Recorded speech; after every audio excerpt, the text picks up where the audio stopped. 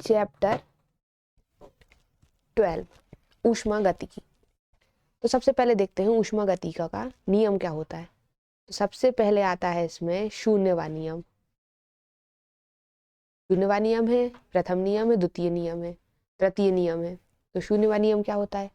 तो यदि दो निकाय किसी तीसरे निकाय के साथ, निकाय मतलब एक ऐसा सिस्टम टाइप का है जिसमें गैस भरी है, मान लो ये बॉक्स है, इसमें हमने बहुत सारी कोई सी गैस भर दी है, तो हम इसको क्या बोलेंगे? निकाय बोलेंगे। तो ऐसे दो निकाय है, ठीक है, एक ए मान लो, एक और है हमारे पास, दो निकाय है, इसका नाम ए रख देते हैं, इसका नाम हम बी रख देते हैं। तो दो निकाय है किसी तीसरे निकाय के साथ पृथक पृथक तापीय साम्य में है, और ये तीसरा निकाय है हमारे पास, इसको हम सी बोल देते हैं। और तापीय साम्य क्या होता है? मतलब समान तापमान है इनका, ठीक है, समान तापमान है, तो वे आपस में भी तापीय साम्य में होंगे। मतलब अगर मान लो ए और सी को हमने कनेक्ट कर दिया, ठीक है, ए और सी हम कनेक्ट हैं, तो होगा क्या कि इसका तापमान जितना रहेगा वो सी का तापमान भी उतना ही रहेगा, तो ए और सी का तापमान समान है। अब हमने बी और सी को भी कनेक्ट कर दिया, तो बी का तापमान सी के तापमान के समान है। अब देखो, ए का तापमान सी के तापमान के समान है और बी का तापमान सी के तापमान के समान है, तो जब ये दोनों समान है तो ए का तापमान भी तो बी के तापमान के समान होगा। मतलब बिना ही ये कनेक्ट, एक दूसरे से कनेक्ट हुए, हम ये बता सकते हैं कि इस ए का तापमान बी के तापमान के समान होगा। तो ये होता है हमारा शून्यवा नियम।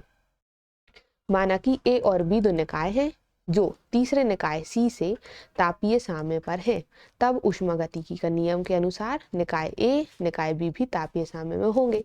जैसे कि यहाँ पर ये है सी, ये है ए, ये है बी। ऐसे भी समझ सकते हैं कि ए और ए क्या है? ए सी का दोस्त है और बी भी सी का दोस्त है, तो ए और बी भी तो दोस्त होंगे। ऐसे हम इसको समझ सकते हैं। फिर है समतापी प्रक्रम। क्या होता है? समतापी मतलब समान ताप। तो किसी निकाय के दाब और आयतन में इस प्रकार परिवर्तन किया जाए कि उसका ताप नियत रहे, तो इस प्रक्रम को समतापी प्रक्रम कहते हैं। ठीक है, दाब और आयतन में इस प्रकार परिवर्तन किया, मतलब कितना भी दाब बदल दो, आयतन बदल दो, ऐसा बदलो कि उसके ताप में कोई परिवर्तन ना आए, मतलब उसका ताप ना तो बढ़े ना तो घटे, तो वो हो जाता है समतापी प्रक्रम। अब समतापी प्रक्रम में कार्य कैसा होगा? तो माना किसी आदर्श गैस कि 1 मोल का प्रारंभिक दाब, मतलब 1 मोल हमने गैस ली है और उसका अभी पहले दाब कितना है, मतलब दाब मतलब हम जैसे किसी चीज को दबाते हैं, उस पर जितना प्रेशर रहता है वो है ये। तो अभी इस पर दाब कितना है? P1 है। और आयतन मतलब कितनी उसमें फैला हुआ है, तो वो V1 है। अब उसके ताप को नियत रखते हुए, मतलब जो ताप है वो हम समान रख रहे हैं, और दाब जो है, अब ये अभी क्या था? P1, अब हमने उसको घटा के कर दिया P2, दाब को कम कर दिया और आयतन को बढ़ा दिया। मतलब हमने उसका, अब जो एक बॉक्स में जो गैस भरी थी, हमने बॉक्स को बड़ा कर दिया, ठीक है, वही गैस हमने थोड़े बड़े बॉक्स में भर दी, तो बड़े बॉक्स से क्या हो जाएगा कि उसका आयतन फैल गया, बड़ा बॉक्स हो गया, लेकिन जो दाब था, पहले वो दब के भरी थी, अब वो थोड़ी फैल जाएगी, तो उसके दाब में कमी आ जाएगी लेकिन आयतन में वृद्धि हो जाएगी। अतः प्रारंभिक अवस्था में अंतिम अवस्था तक प्रसारित होने में किया गया कार्य, तो इन दोनों के बीच में कितना कार्य किया गया होगा? तो कार्य कितना होगा? कार्य को हम लिखते हैं W। W बराबर कहाँ से कहाँ तक करना है? V1 से V2 तक, तो इंटीग्रेशन करेंगे, और W बराबर फॉर्मूला ही होता है P डेल्टा V। तो अब हम यहाँ लगा दिया PdV और इसको ले लिया इक्वेशन फर्स्ट। अब आदर्श गैस समीकरण से, आदर्श गैस समीकरण होता है PV बराबर nRT, ये हमारा आदर्श गैस का फॉर्मूला होता है। यहाँ पर अभी हमने n की वैल्यू को 1 मान लिया है, तो यहाँ PV बराबर RT लिख दिया। अब यहाँ से हमने P की वैल्यू निकाल ली, तो P की वैल्यू कितनी हो गई? RT बटे में V। अब P की वैल्यू आ गई, तो P की वैल्यू को उठा के इस इक्वेशन में यहाँ रख देंगे, तो रख दिया यहाँ RT बटे में B इंटू DV। अब RT क्या है? RT कॉन्स्टेंट है, बाहर आ जाएगा, अंदर कितना बचेगा?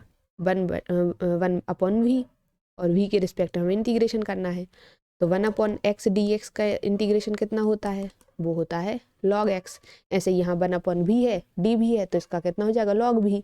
log v लिख लिया और लिमिट लगा दी है V1 से V2 तक।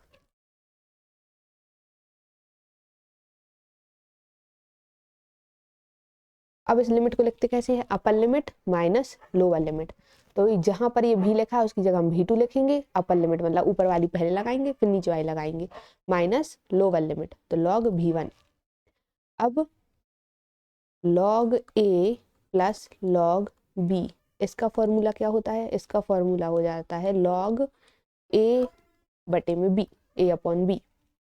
तो यहाँ A है, यहाँ आएगा माइनस, A है और ये B है तो log A बटे में B, ये हो जाएगा इसका फॉर्मूला। फिर W बराबर, अब ये log E है अभी, ठीक है, log E है।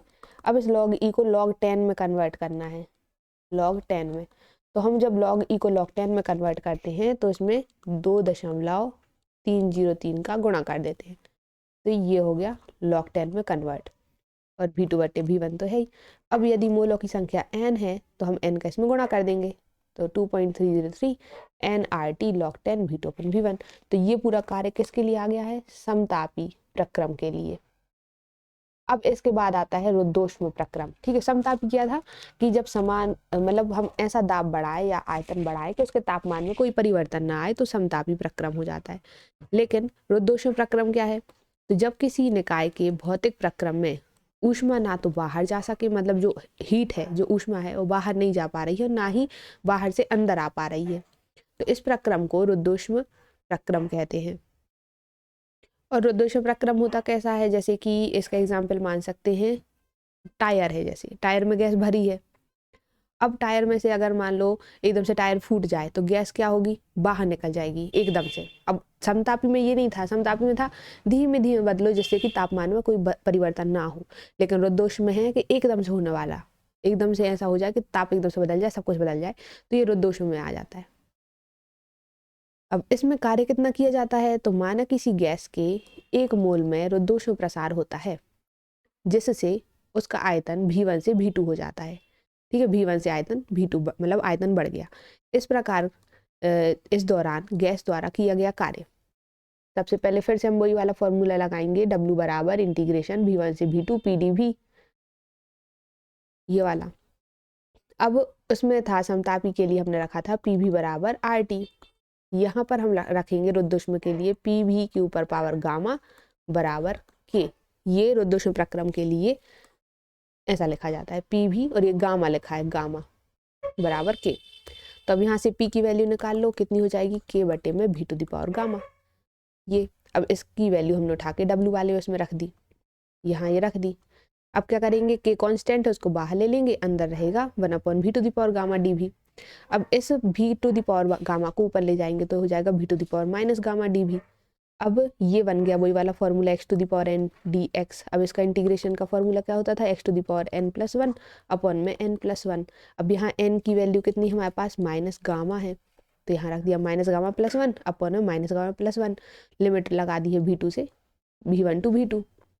अपर लिमिट पहले रखेंगे फिर हम लोअर लिमिट रखेंगे।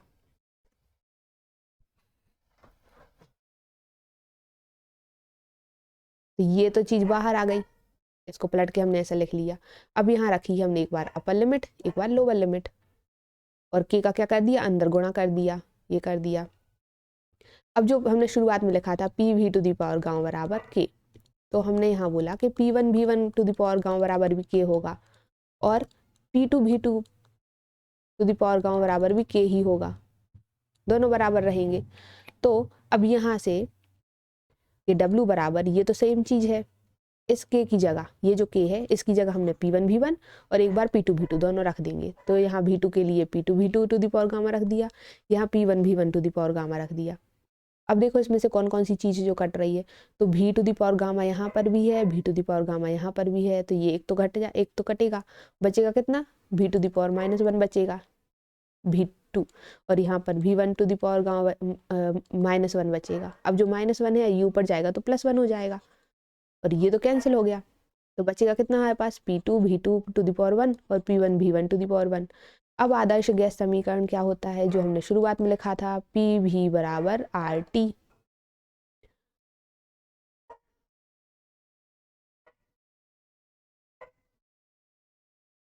तो यहाँ पर जहाँ लिखा है P2 V2, तो P2 V2 के लिए कितना लिखेंगे हम?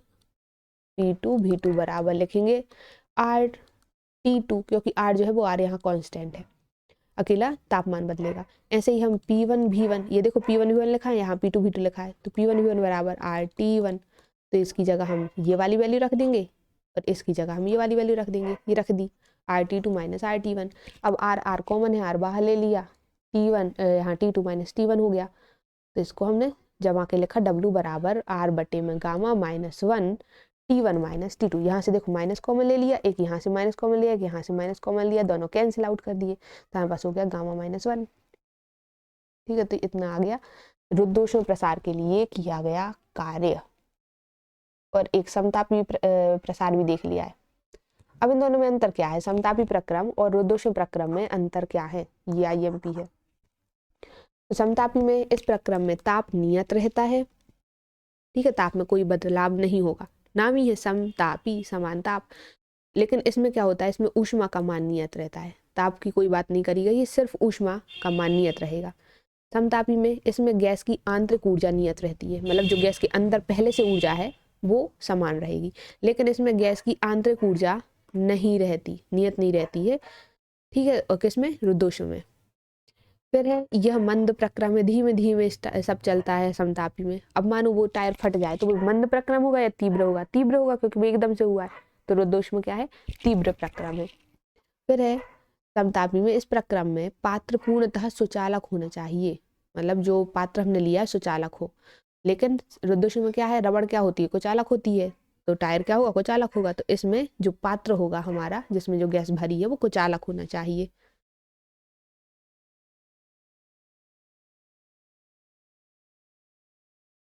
फिर यह प्रक्रम बॉयल के नियम, बॉयल का नियम होता है PV बराबर K का पालन करती है, और इसमें रुद्धोष्म में यह प्रक्रम रुद्धोष्म नियम जो है P(V⁴ गामा बराबर K, इसका पालन करती है।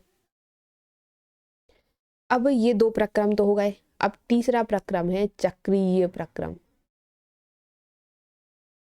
तो जब कोई निकाय, चक्रीय मतलब गोल गोल घूमना, तो जब कोई निकाय विभिन्न अवस्थाओं में से गुजरता है, मतलब कभी इस अवस्था में है, कभी उस अवस्था में है, गुजरता हुआ अपनी प्रारंभिक अवस्था में आ जाता है, तो इस प्रक्रम को चक्रीय प्रक्रम कहते हैं। मतलब पूरी अवस्थाओं से गुजरता हुआ वापस उसी पॉइंट पर आ गया, चक्र जैसा बना के, तो चक्रीय प्रक्रम कहलाता है।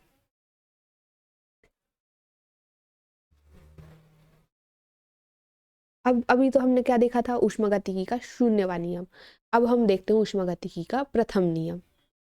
तो जब ऐसे निकाय को जो बाहरी कार्य करने में सक्षम हो, ऊष्मा दी जाती है, तो निकाय द्वारा अवशोषित ऊष्मा उसके द्वारा किए गए बाह्य कार्य और उसके आंतरिक ऊर्जा में वृद्धि के योग के बराबर होता है। ठीक है, मतलब मान लो हम कुछ मशीन चला रहे थे, ठीक है, हमने मशीन में ऊष्मा देनी है, तो ऊष्मा हमने उसको मशीन को दी, हीट दे दी हमने उसके लिए, मशीन के लिए जो भी होगा चीज़, उसके लिए हमने हीट दे दी। हीट को हम लिखते हैं, ऊष्मा को हम लिखते हैं Q से। तो अब हम चाह रहे हैं कि जो उसमें अब देखो, जो उस चीज़ है उसकी पहले से मतलब कोई गैस है, तो उसकी पहले से कुछ ऊर्जा होगी जो उसकी आंतरिक ऊर्जा कहलाती है। आंतरिक ऊर्जा को हम कहते हैं U।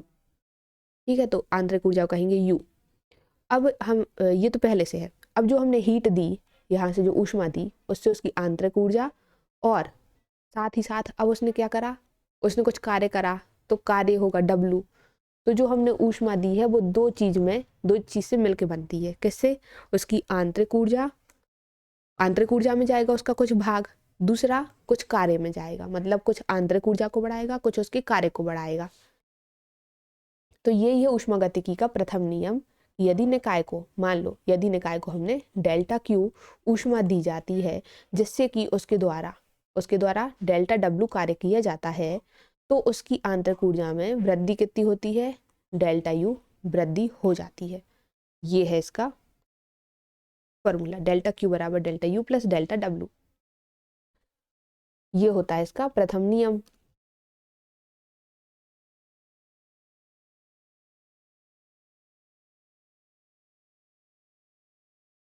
जैसे कि ऐसे मान लो कि हमारे पास इंजन है। इंजन क्या होता है, जैसे कि पहले भाप वाले इंजन थे, जैसे ट्रेन चलती थी, तो उसमें क्या रहता था कि पानी है, ठीक है, पानी को हमने गर्म करा, मतलब हमने उसको हीट दी, यहाँ पर पानी है, पानी भरा है एक बर्तन में, हमने उसको हीट दे दी, तो उससे होगा क्या कि पानी में से भाप निकलेगी, भाप आगे जाकर कुछ कार्य करेगी, मतलब किसी चीज को धक्का मारेगी, आगे बढ़ाई, कुछ ना कुछ करेगी, जिससे वो इंजन चालू हो जाएगा। तो वो उसने कार्य करा, साथ ही साथ उसकी आंतरिक ऊर्जा में भी परिवर्तन आया, उसमें वृद्धि हो गई। तो यही होता है उस ऊष्मा का कार्य। अब देखते हैं ऊष्मा इंजन तथा इसकी दक्षता का व्यंजक क्या होगा।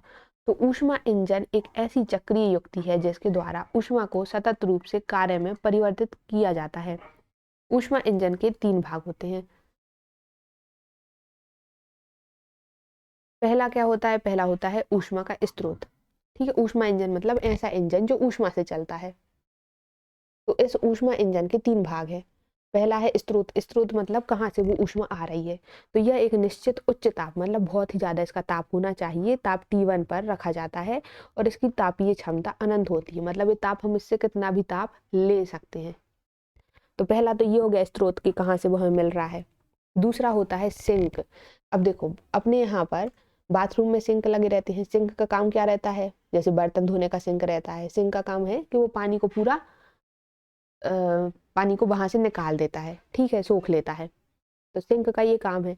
तो इसका ताप T2, अब हमारे पास यहाँ पर अलग सिंक है, ये सिंक क्या करेगा, ये तापमान को सोखेगा, ठीक है। तो ताप है T2। स्रोत का ताप क्या था, T1, और सिंक का ताप है T2। इसका ताप जो है T2 का, वो इस T1 से कम होता है, ठीक है, और इसकी तापीय क्षमता भी अनंत होती है, मतलब कितना भी ये सोख सकता है उस ताप को। फिर है कार्यकारी पदार्थ। ये 3 चीजें हमें चाहिए, ठीक है। एक स्रोत का ताप चाहिए, एक सिंक चाहिए, इसमें से ताप हम कितना भी ले सकते हैं, इसको हम ताप कितना भी दे सकते हैं सिंक को, और एक कार्यकारी पदार्थ। कार्यकारी पदार्थ क्या होता है, जो ऊष्मा को अवशोषित करके यांत्रिक कार्य करता है, मतलब जो ऊष्मा को ले ले और उससे कुछ कार्य कर ले, तो ये क्या हो जाता है, कार्यकारी पदार्थ हो जाता है। अब इसकी कार्य विधि होती क्या है, ये कैसे कार्य करता है।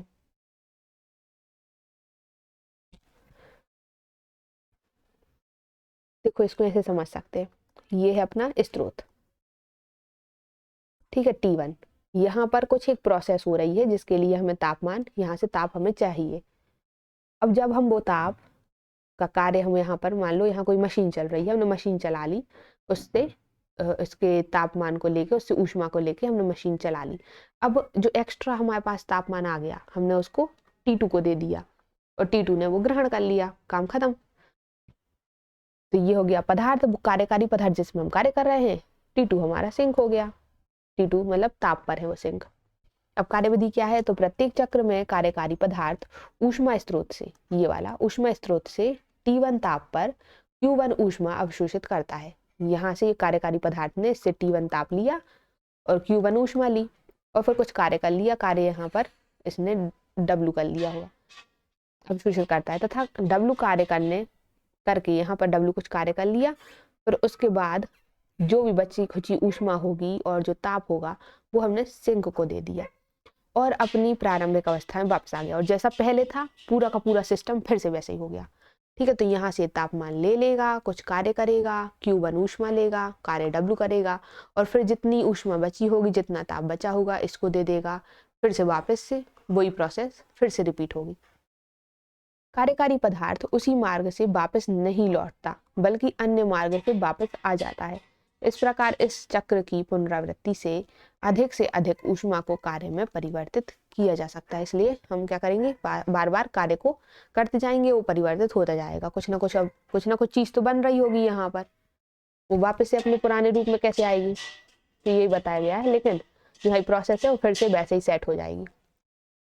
अब ऊष्मा इंजन की क्षमता क्या होती है, तो प्रत्येक चक्र में इंजन के द्वारा किया गया कार्य, उसके द्वारा अवशोषित ऊष्मा की मात्रा के अनुपात को इंजन की दक्षता कहते हैं। अब इसका फॉर्मूला देख लेते हैं, तो क्या होती है दक्षता। तो माना कार्यकारी पदार्थ ऊष्मा स्रोत से T1 ताप और Q1 ऊष्मा अवशोषित कर W कार्य करके T2 ताप पर सिंक को Q2 ऊष्मा देता है। तब ऊष्मा इंजन की दक्षता क्या है, होती है दक्षता किया गया कार्य बटे अवशोषित ऊष्मा, ये इसकी ऊष्मा इंजन की दक्षता होती है। दक्षता को हम लिखते हैं ईटा से, तो ईटा बराबर W बटे में Q1 किया गया कार्य बटे अवशोषित ऊष्मा। अब जो कार्य है, कार्य कितना होगा, दोनों ऊष्माओं को हम घटा देंगे तो इतना कार्य किया होगा इसने, Q1 माइनस Q2 बटे में Q1 तो पहले से ही है, यहाँ W बराबर हमने Q1 माइनस Q2 लिख दिया है ये, और बटे में Q1 पहले से है। अब क्या करेंगे, दोनों को अलग अलग लिख लो, तो ये हो गया Q1 बटे में Q1 माइनस Q2 बटे में Q1, Q1 से Q1 कैंसिल हो गया तो हमारे पास आ गया 1 माइनस Q2 बटे में Q1, तो ये इसकी दक्षता आ गई। अब इसके बाद है कार्नो इंजन क्या होता है। अभी हमने देखा ऊष्मा इंजन क्या था, अब कार्नो इंजन क्या है। तो कार्नो इंजन एक ऐसा उत्क्रमणीय इंजन होता है जिसकी दक्षता अधिक होती है, किंतु इसे व्यवहार से प्राप्त नहीं किया जा सकता। लेकिन असलियत में हम ऐसा बना नहीं सकते, दक्षता इसकी सबसे अधिक होती है लेकिन असलियत में इतनी दक्षता वाला हम कार्नो इंजन नहीं बना सकते। अब चाहिए क्या क्या है, तो ये देखो चालक लगे हैं यहाँ, ये मतलब चालक की ये पूरा चारों तरफ से चालक की जो प्लेट से घिरा हुआ है, ये हमारा सिंक, ये हमारा स्रोत, और ये हमारा कोई एक कुचालक प्लेट लगी है जिससे कि जो यहाँ की ऊष्मा है जो है वो सीधी डायरेक्ट इसमें ना चली जाए, ठीक है, वो यहाँ से घूम के जाए जिससे हम कार्य कर पाए। अब ये एक सिलेंडर है, ये हमारा सिलेंडर है, ठीक है, और यहाँ ये लगा है पिस्टन। पिस्टन ऐसा रहता है जिससे वो गैस को दबा सके, मतलब ये ऊपर नीचे होता रहता है यहाँ से पिस्टन, जिससे हम इसको दाब को ज़्यादा बढ़ा सकें घटा सकें। यहाँ हमने आदर्श गैस भर दी है इसके अंदर, और ये जो है ये चीज़ भी कुचालक की बनी है, ठीक है, ये चालक की नहीं है, ये कुचालक की बनी है, और यहाँ से ये हिस्सा खुला रहेगा।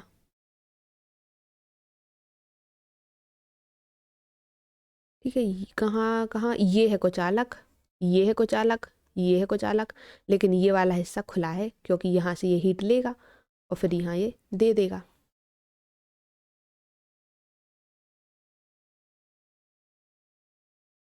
अब इसके मुख्य भाग कौन कौन से हैं जो कि हमें दिख रहे हैं उसमें, तो पहले सबसे पहले ऊष्मा स्रोत जो इधर लगा है, ठीक है, इधर हमारा सिंक लगा है, तो यह एक नियत उच्च ताप T1 पर रखा जाता है, इसकी ऊष्मा धारिता अनंत होती है। दूसरी चीज हमें क्या चाहिए, सिंक, इसका ताप ऊष्मा स्रोत से कम होता है तथा इसकी भी ऊष्मा धारिता अनंत होती है, मतलब T1 से कम रहेगा लेकिन ऊष्मा की धारिता इसमें भी अनंत होगी।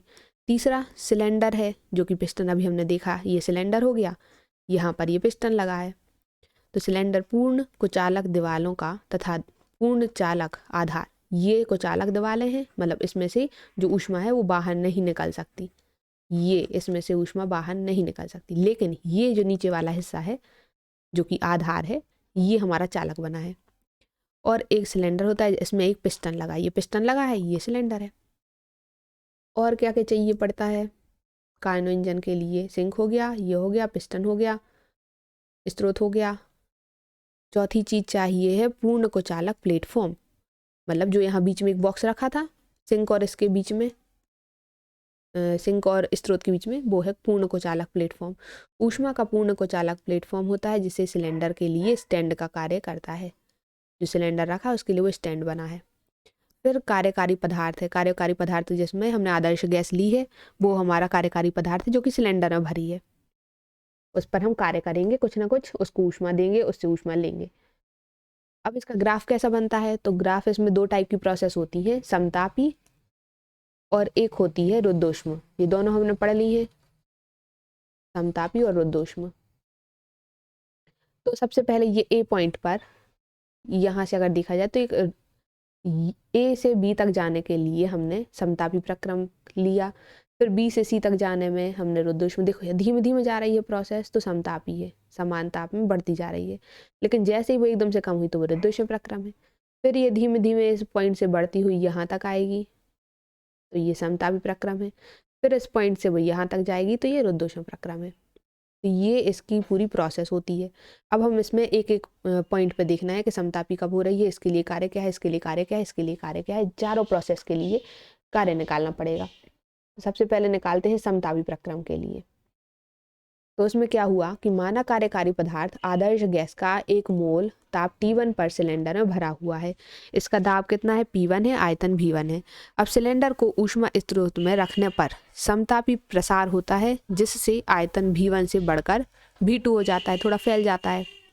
यदि इस प्रक्रम में किया गया कार्य W1 है, मतलब कार्य W1 है, तो W1 कितना होगा?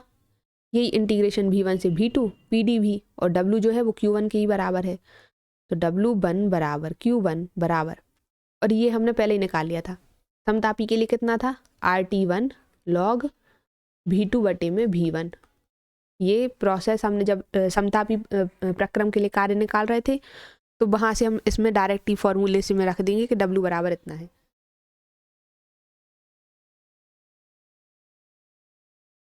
फिर सेकंड बोला कि अब हो रहा है रुद्धोष्म प्रक्रम।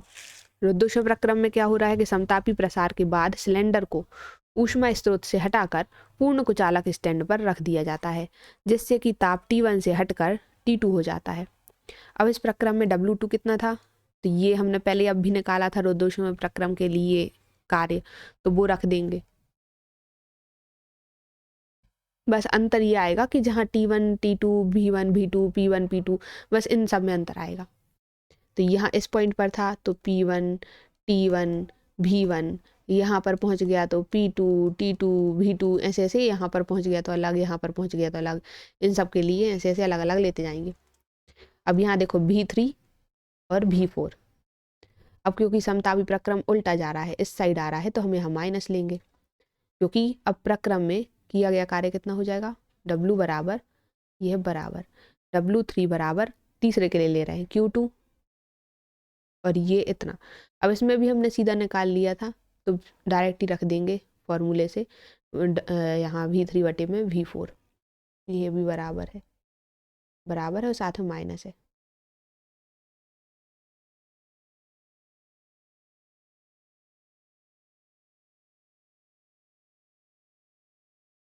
अब इसके बाद फोर्थ और निकालना है। फोर्थ में फिर से वो रुद्धोष्म संपीड़न हो रहा है, देखो 2 बार होगा,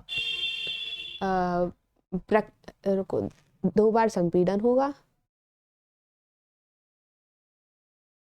और 2 बार सिंपल अकेला सिंपल प्रक्रम होगा, जो कि हो रहा है। इसमें प्रसार होगा, 2 बार प्रसार होगा, 2 बार संपीड़न होगा, ठीक है। तो जो पहला और दूसरा होगा वो प्रसार कहलाएगा, तीसरा और चौथा वाला संपीड़न कहलाएगा, मतलब इसमें खुद गैस को दबा रहे हैं। तो अंत में सिलेंडर एक बार पुनः पूर्ण कुचालक प्लेटफॉर्म पर रखा जाता है और पिस्टन को धीरे धीरे दबाकर कार्यकारी पदार्थ का धीरे धीरे रुद्धोष्म संपीड़न किया जाता है, जिससे कि गैस का आयतन V1 हो जाता है। इस प्रक्रम में गैस द्वारा किया गया कार्य कितना होगा?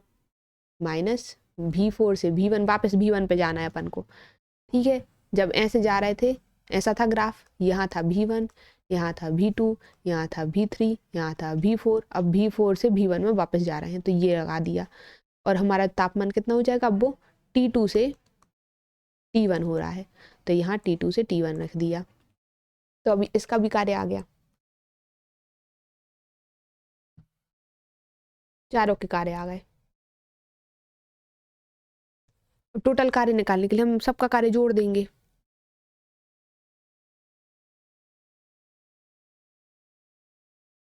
यहाँ पर टोटल कार्य निकालना है, तो W बराबर जो W1 आया, W2 आया, W3 आया, W4, सबको जोड़ देंगे। अब कार्नो इंजन की दक्षता क्या होगी? अब ये कार्नो इंजन हो गया, जैसे हमने ऊष्मा इंजन की दक्षता देखी थी, वैसी कार्नो इंजन की दक्षता क्या होगी? तो कार्नो इंजन की दक्षता एक पूर्ण चक्र में कार्यकारी पदार्थ द्वारा किए गए कार्य और अवशोषित ऊष्मा के अनुपात के बराबर होती है। यह एक चक्र में किया गया कार्य बटे अवशोषित ऊष्मा। कार्य कितना हो गया? W बटे में ऊष्मा Q1, W को हम लिखते हैं Q1 माइनस Q2 बटे में Q1 तो है ही, तो ये हो जाएगा 1 माइनस Q2 बटे में Q1, ईटा बराबर, तो ये हमारी दक्षता आ गई।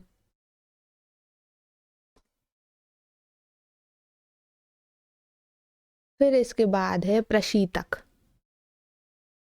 प्रशीतक क्या होता है? प्रशीतक मतलब होता है जो फ्रिज होता है, जिसमें रेफ्रिजरेटर, जिसको रेफ्रिजरेटर कहते हैं, इसको प्रशीतक को रेफ्रिजरेटर भी कहते हैं।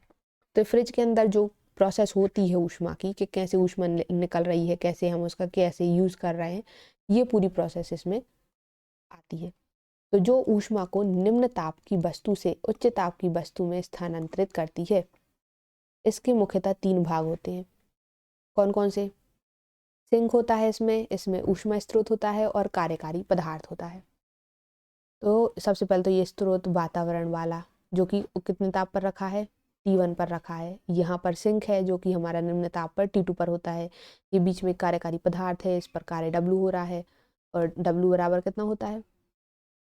Q1 minus Q2। तो यहाँ से इनने Q को निकाल लिया है, Q2 minus W।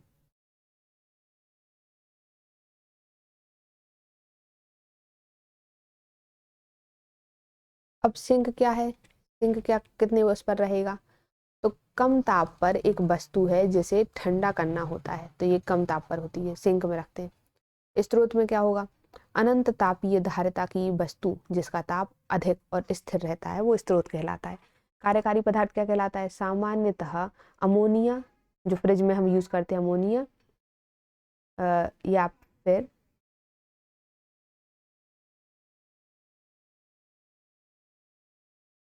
Chlorofluorocarbon gas जो होती है, उसको भी हम इसमें यूज करते हैं।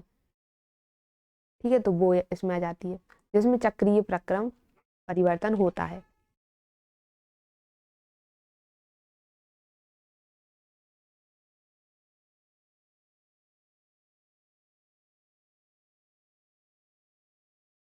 इसके बाद है Cp माइनस Cv बराबर R। ये होता है मेयर समीकरण।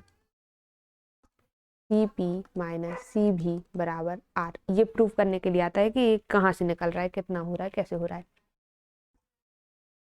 तो माना कि स्थिर आयतन पर किसी गैस के मोलों को डेल्टा Q ऊष्मा दी जाती है, जिससे कि उसमें ताप में परिवर्तन डेल्टा T होता है। अब जो डेल्टा Q है, इसका फॉर्मूला ही होता है पहले से Cv डेल्टा T, और एक होता है Cp डेल्टा T।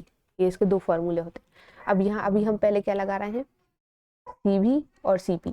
अभी हमने पहले एक चीज पढ़ी थी, विशिष्ट ऊष्मा धारिता और ऊष्मा धारिता। ठीक है, तो यहाँ ये चीज क्या है? ये अगर V मतलब होता है आयतन, T और P मतलब होता है दाब। तो स्थिर आयतन पर ये जो है भी, अगर हम Cv बोलें तो Cv होगा स्थिर आयतन पर मोलर विशिष्ट ऊष्मा। मतलब 1 डिग्री सेल्सियस अगर हम ताप बढ़ाना चाहें, किसी वस्तु का 1 डिग्री सेल्सियस ताप बढ़ाते हैं, तो उसको उसकी विशिष्ट ऊष्मा कहते हैं, एक एकांक क्षेत्रफल के लिए। तो अगर हम उसमें स्थिर आयतन रख देते हैं, तो स्थिर आयतन पर इसकी मोलर विशिष्ट ऊष्मा हो जाती है। और P है तो ये P पर कहलाता है स्थिर दाब पर मोलर विशिष्ट ऊष्मा।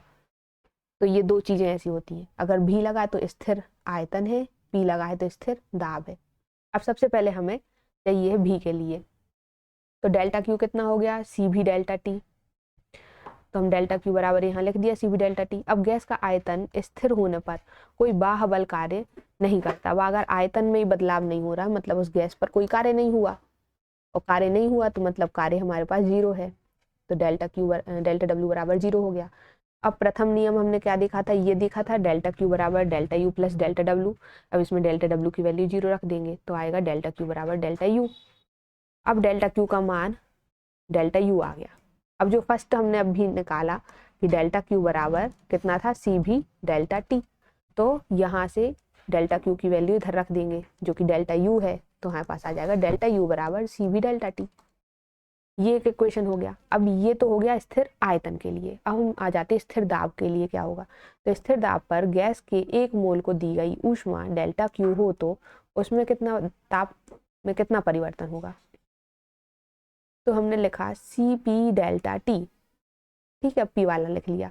परंतु स्थिर दाब पर किया गया कार्य कितना होता है? डेल्टा W बराबर P डेल्टा V। अब क्या हो रहा है कि जैसे जैसे दाब में परिवर्तन आया, और दाब में परिवर्तन मतलब है कि आयतन में तो परिवर्तन आया ही होगा, तो यहाँ आयतन हम रखेंगे P डेल्टा भी। और साथ ही साथ हम क्या करेंगे, जो ऊष्मागतिकी का प्रथम नियम है, ये इसमें हमारे पास किस किस की वैल्यू है? इसकी वैल्यू है और W वाली की भी वैल्यू है, ये है। तो अब इसकी और इसकी दोनों की वैल्यू को उठा के इसमें रख दो, तो डेल्टा यू कितना आ जाएगा हमारे पास?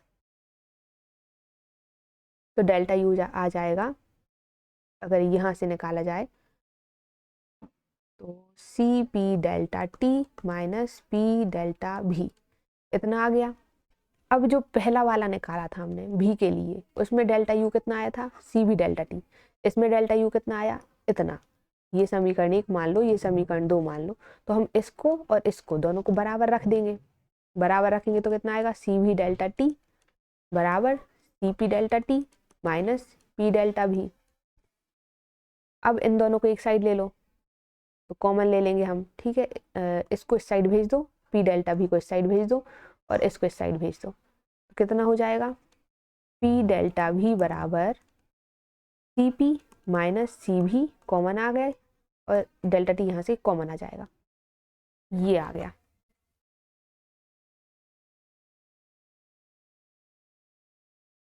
अब इसके बाद क्या होगा? अब हमें पता है कि जो फॉर्मूला होता है आदर्श गैस समीकरण का, पी वी बराबर आर टी।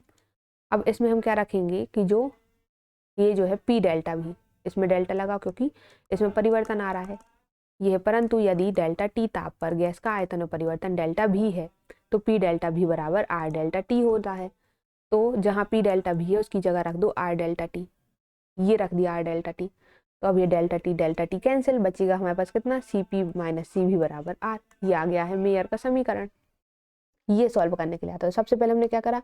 सी भी के लिए निकाला, फिर सी पी के लिए निकाला, डेल्टा यू निकाला, दोनों डेल्टा यू को बराबर रख दिया, फिर उसके बाद हमने कॉमन लिया और फिर ये पी भी बराबर आर टी वाला फॉर्मूला लगा दिया, वैल्यू रख दी, आंसर आ गया। फिर इंजन के लिए सिंक की आवश्यकता क्यों होती है?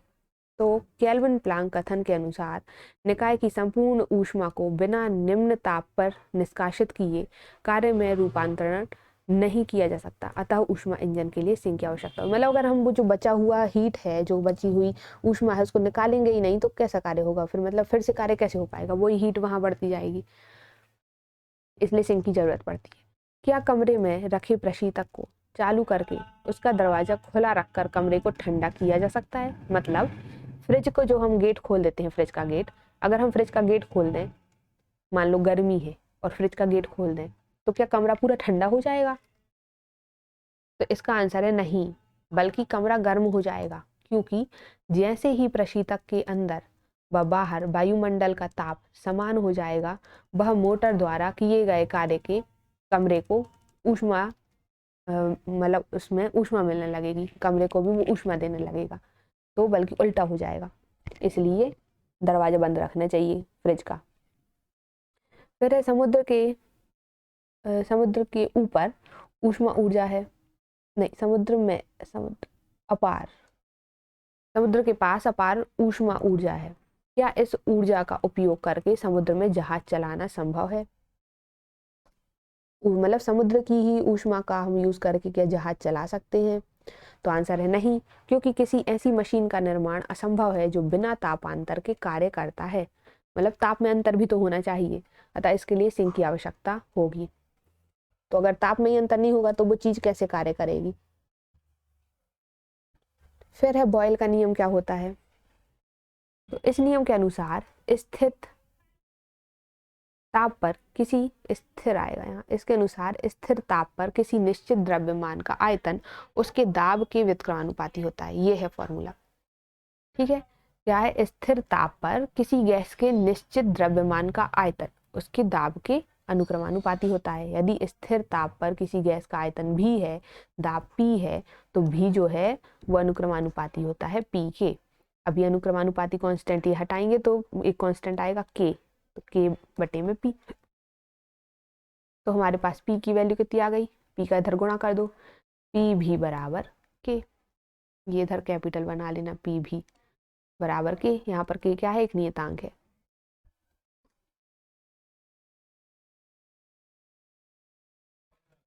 फिर इसके बाद अगला क्वेश्चन है कि आदर्श गैस किसे कहते हैं?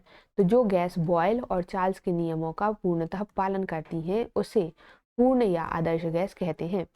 व्यवहार में ऐसी कोई गैस है ही नहीं जो कि इन सब नियमों का पालन करती है। कठिनाई पूर्वक द्रवित होने वाली गैसें जैसे कि नाइट्रोजन, ऑक्सीजन, हाइड्रोजन, बड़ी मुश्किल से हम इनको लिक्विड फॉर्म में लाते हैं इत्यादि, काफ़ी सीमा तक दोनों नियमों का पालन करती हैं। अतः प्रयोगात्मक कार्यों के लिए इन्हीं का यूज़ करते हैं। मतलब लेकिन कोई ऐसी गैस मिलेगी नहीं जो आदर्श टोटली आदर्श गैस हो। फिर गैसों के लिए एवोगैड्रो नियम क्या है? तो इस नियम के अनुसार दाब और ताप समान होने पर सभी गैसों के समान आयतन में अणुओं की संख्या समान होती है। ये नियम याद करना पड़ेगा। एवोगैड्रो नियम क्या है कि दाब और ताप समान होने पर जो समान आयतन में जितने भी अणु रहेंगे सभी गैसों में समान अणु रहेंगे। फिर डाल्टन के आंशिक दाब का नियम क्या है? तो इस नियम के अनुसार समान ताप पर परस्पर क्रिया न करने वाली गैसों के मिश्रण का दाब उसकी अवयवी गैसों के दाब के योग के बराबर होता है। अवयवी गैस मतलब जो साइड में दूसरी गैस है उनके दाब के योग के बराबर होगा, अलग अलग गैसों के। फिर परम शून्य क्या है? इससे भी नीचे कोई ताप हो सकता है क्या? तो परम शून्य वह ताप होता है जिस पर किसी गैस का आयतन शून्य होता है। इसका वास्तविक मान होता है -273.15 डिग्री सेल्सियस। ये बहुत ही कम है, इससे इससे नीचे नहीं होता।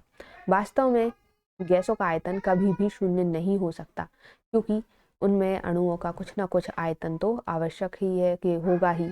किसी गैस का ताप -273 डिग्री सेल्सियस कम नहीं हो सकता, क्योंकि इससे कम ताप होने पर उसका आयतन ऋणात्मक होगा, जो कि संभव नहीं। आयतन ऋणात्मक कैसे हो जाएगा? कोई भी चीज़ है वो थोड़ी बहुत तो जगह घेरेगी ही, ऐसा नहीं हुआ कि वो ऋणात्मक में चली जाए। इसलिए इससे कम ताप पर जाना संभव ही नहीं है। फिर है गैसों के अणुगति सिद्धांत क्या होता है?